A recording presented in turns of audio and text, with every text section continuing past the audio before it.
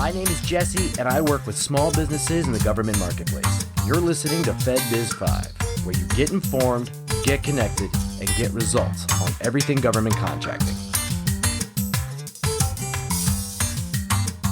Hello, and welcome to another episode of FedBiz 5. Today we have our senior contract specialist, Frank Krebs, who is here to give a little insight into the world of emergency federal contracts, especially, or more particularly, FEMA. Happy to have you. Hey, thanks, Jesse. So we've recently seen, the disaster event from Hurricane Idalia hitting Florida. And with such disasters, FEMA's role becomes really crucial. And from a business perspective, how can companies get noticed by FEMA for, cleaning up the said disaster or other related contracts? Well, hey, Jesse, that's a great question.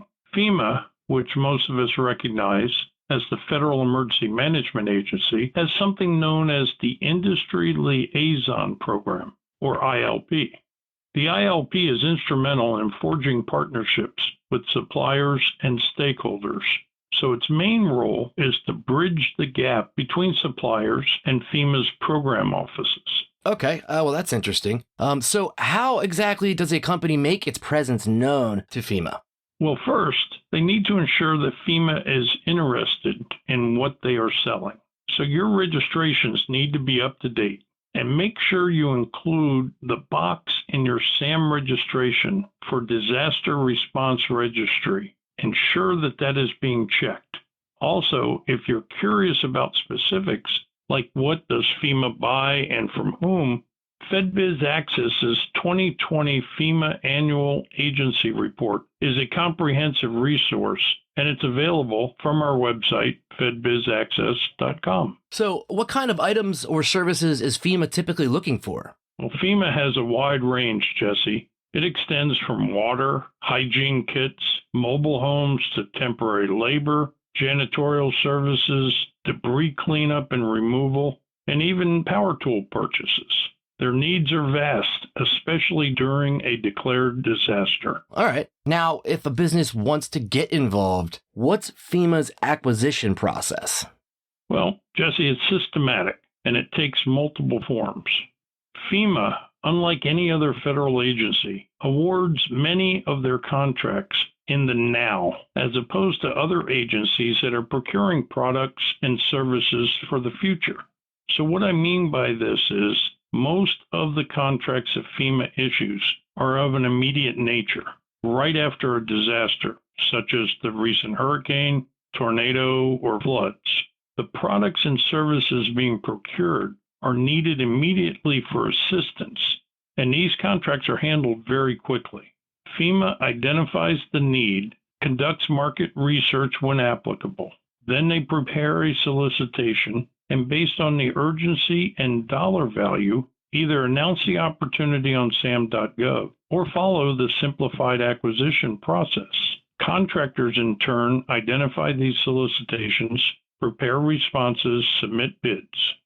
FEMA evaluates and issues awards based on their set criteria. I've also come across terms like, micro purchase threshold and simplified acquisition threshold. Can you explain those to our audience? Sure. The micro purchase and its threshold is about making small purchases without the need for acquiring multiple quotes. Now, typically, the federal government has this set at $10,000 for supplies, services, construction projects, etc. But this maximum increases to $20,000 during a disaster. The simplified acquisition process also has a typical threshold, which is set with a value of up to $250,000. However, this threshold is higher during declared disasters and increases to $750,000. This design, therefore, facilitates quick, efficient purchases and broadens the market for small businesses in government contracting, as only small businesses can participate in the simplified acquisitions. Okay, very insightful. So before we wrap up, any advice for businesses trying to get in front of FEMA or similar agencies? Well, certainly. Like in any business, it's about visibility and trust. You need to make sure that you are known to the agency and that your capabilities are in front of FEMA, the contracting officials in particular. As with all contracting officials, they prefer businesses that they are familiar with. So leveraging platforms like FedBiz Access can also streamline these processes and enhance your visibility, making the journey from registration to award considerably smoother. Thank you so much for this valuable insight today. And folks, if you want to explore more about this topic, check us out on our website. Frank, once again, thank you for coming on, and we hope to have you on again soon. Hey, Jesse, it's been a pleasure. And remember, working with FEMA is not just about business. It's actually about helping communities rebuild. Absolutely. Absolutely. I couldn't agree more. Once again, thank you, and take it easy. All right. This concludes this week's episode of FedBiz 5, where you get informed, get connected, and get results. Today's podcast is sponsored by FedBiz Access, government contracting made simple. Visit them at fedbizaccess.com or contact them at 888-299-4498.